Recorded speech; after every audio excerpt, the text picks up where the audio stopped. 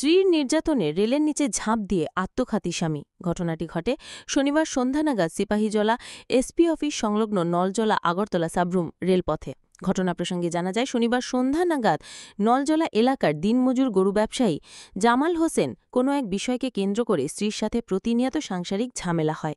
ঝামেলা মাত্রাটা শনিবার দিন এতটাই বেড়ে যায়, হঠাৎ করেই জামাল হোসেন স্ত্রীর সাথে ঝগড়া করে আগরতলা থেকে সাবরুমগামী রেলের নিচে ঝাঁপ দেয়। রেলের নিচে পড়া মাত্রই জামাল হোসেনের শরীর বিভিন্ন অঙ্গ বিভিন্ন দিকে ছড়িয়ে ছিটিয়ে পড়ে।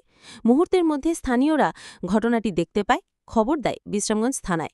ঘটনার খবর পেয়ে ছুটে আসে জিআরপি থানার পুলিশ সহ বিশ্রামগঞ্জ থানার পুলিশ। জামাল হোসেনের মৃত্যুর খবর পেয়ে ঘটনাস্থলে ছুটে আসে তার ছোট ভাই সহ পরিবারের সদস্যরা। মৃত জামাল হোসেনের ভাইয়ের অভিযোগ, তার জামাল হোসেনের উপর প্রতিনিয়ত শারীরিক ও মানসিক অত্যাচার করতেন তার বড় ভাই স্ত্রী। স্ত্রীর নির্যাতন সহ্য করতে না পেরে রেলের নিচে ঝাঁপ দিয়ে আত্মঘাতী করল স্বামী। এই মৃত্যুর একমাত্র দায়ী জামাল হোসেনের স্ত্রী। এদিকে পুলিশ ঘটনাস্থলে ছুটে এসে রেল রাস্তার রক্তাক্ত অবস্থায় পড়ে থাকা জামাল হোসেনের ক্ষতবিক্ষত দেহ উদ্ধার করে বিশ্রামগঞ্জ প্রাথমিক স্বাস্থ্যকেন্দ্রে নিয়ে যায়। বিশ্রামগঞ্জ থানার পুলিশ সেই বিষয়টি একটি মামলা হাতে নিয়েছে। জামাল হোসেনের মৃত্যুতে নলজলা এসপি অফিস সংলগ্ন এলাকায় শোকের ছায়া নেমে আসে। দেখুন বিস্তারিত ডিডি রিপোর্ট নিউজ।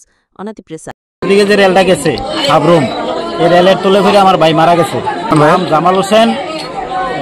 ঘটনা হয়েছে বিশ্রামগঞ্জ নলজলা এসপি অফিস, আগরতলা থেকে সাবরুম গেছে রেলটা। আমার ভাই পেশাগত কাম কাজ করে চলতো, গরু ব্যবসা করতো।